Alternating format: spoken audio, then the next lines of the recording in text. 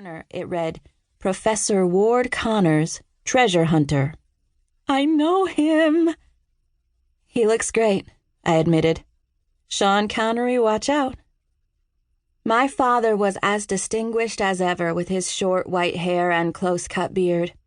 He sat in a mahogany chair against the backdrop of my parents' enormous library, sporting a captain's blazer over a gray turtleneck sweater.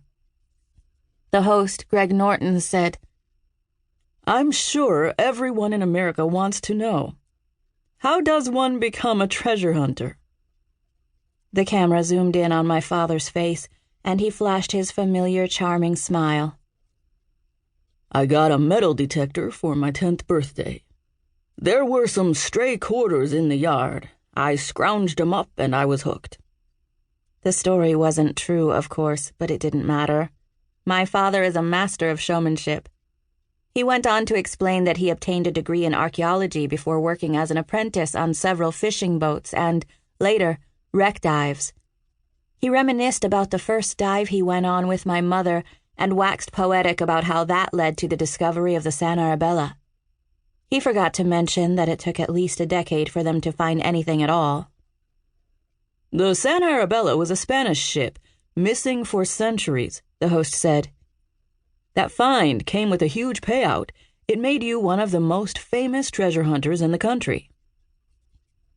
More than one person in the room sneaked a look at me, and I shift, uncomfortable. My friends would certainly Google the San Arabella that night, if they weren't already doing it right there in my living room.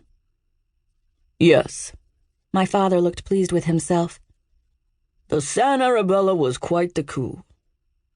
Your grandfather was also a ship captain, the host said. My father's expression became guarded. He was indeed. Now, if I could, Captain Fitzy Connors was responsible for a very large shipwreck, the host said. A lot of men lost their lives. Libby shot me a nervous look. In general, my father loved talking about treasure hunting and his work as a ship captain. But after years spent trying to clear his grandfather's name, he didn't talk about Captain Fitzy with anyone. Sure enough, his tone turned low and dangerous. The weather caused that wreck, he said. It was nobody's fault. What about the missing treasure? The host persisted. I bit my lip. If Greg Norton valued his hair plugs, he'd drop this line of questioning. When my father didn't answer, the host continued. If that treasure is still out there, I'm surprised one of the most famous treasure hunters in the country hasn't found it yet. Have you looked? I'm not discussing that, my father growled. And this interview is over. I jumped as he ripped the microphone out of his lapel and stormed out of the view of the camera. The show cut to commercial break, and an awkward silence filled the room. Snap! Libby lifted her glass in a toast. Your father shut him down. Everyone laughed and applauded. Libby patted me on the knee and got up for more wine. I gave her a grateful look. Is that true? Todd turned to me. About your great-grandfather? Which part? I asked, fiddling with the diamond stud in my ear.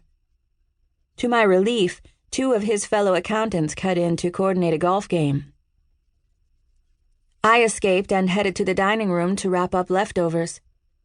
Armed with foil and a fat Sharpie, I wrote today's date on Post-it notes and stuck them to each dish, hoping to look industrious instead of upset.